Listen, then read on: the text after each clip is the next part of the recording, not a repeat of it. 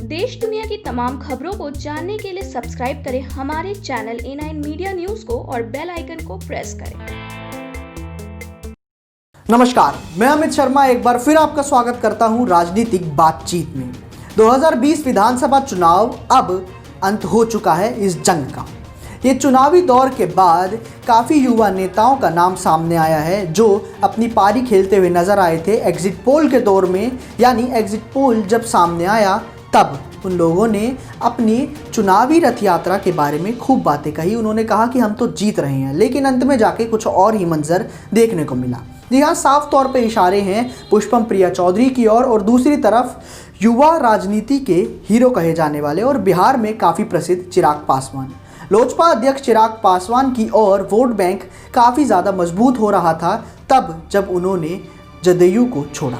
जदयू को छोड़ने के बाद उन्होंने कह दिया था कि मैं नीतीश जी को मुख्यमंत्री बनता नहीं देखना चाहता, लेकिन वहीं पे भारतीय जनता पार्टी की ओर उनका रुझान काफ़ी ज़्यादा नज़र आ रहा था।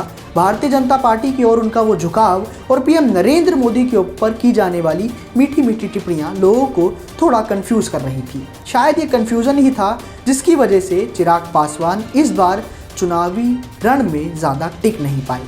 लोजपा ने इस बार एक ही सीट हासिल की और वो सीट जीतने के बाद चिराग पासवान मौन हो गए। आपको बता दें ये सब चीज़ क्यों हुई आखिर। सबसे पहली बात ये, बिहार के अंदर शायद जनता चाहती थी कि वो एनडीए की सरकार बनती हुई देखे।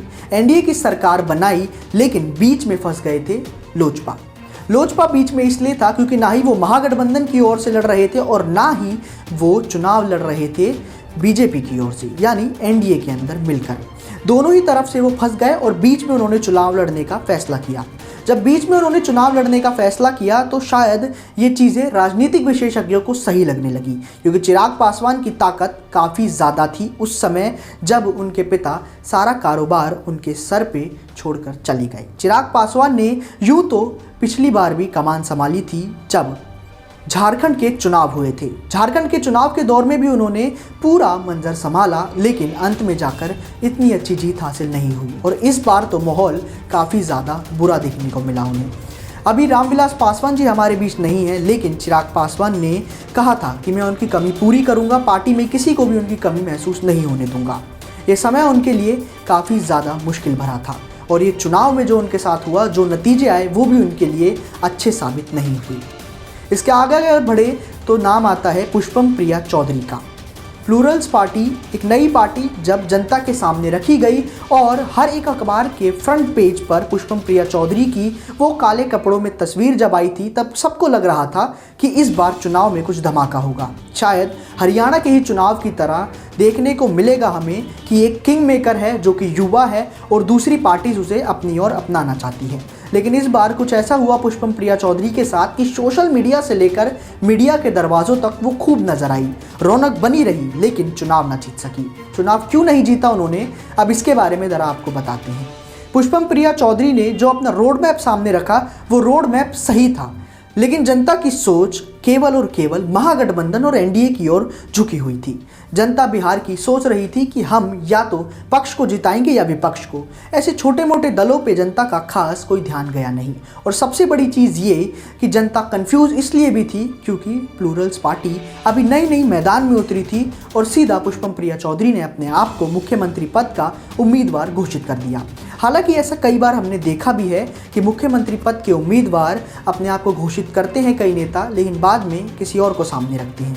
लेकिन पहली बार चुनाव में खड़ा होना, ना ही कोई राजनीतिक उनकी सोच और ना ही उनका कोई रोड मैप ऐसा नज़र आया जो उनके पिता की सोच से मिलता जुलता हो। नीतीश कुमार के विरोध में सीधा खड़ी थी वो और वो विरोध सफल नहीं हो पाया। हालांकि उनके पापा यानी उनके पिता खुद जदयू के ही नेता रह चुके हैं, यानी विनोद चौधरी जी। ये सारी चीज़ों के बावजूद वो ज़्यादा अच्छी जीत हासिल कर नहीं पाए, या कहें तो उन्हें इस बार एक काफ़ी बुरी हार मिली है।